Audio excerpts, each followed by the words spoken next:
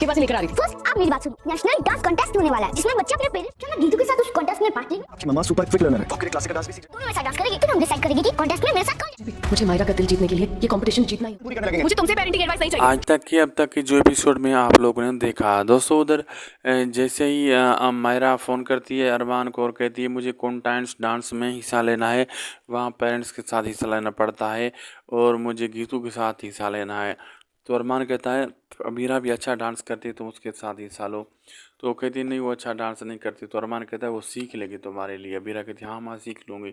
तो वो कहती है नहीं, मैं गीतू और अबीरा का दोनों का डांस करवाऊँगी, इन दोनों में से जिसने अच्छा डांस किया तो फिर उसी के साथ मैं कॉन्टेस्ट डांस में हिस्सा लूँगी। तो आगे से गीतू भी कहती है मुझे मंजूर है, मैं ऐसा करूँगी। तो अबीरा भी कहती है हाँ मुझे मंजूर है, मैं अपनी बच्ची के लिए कुछ भी करूँगी।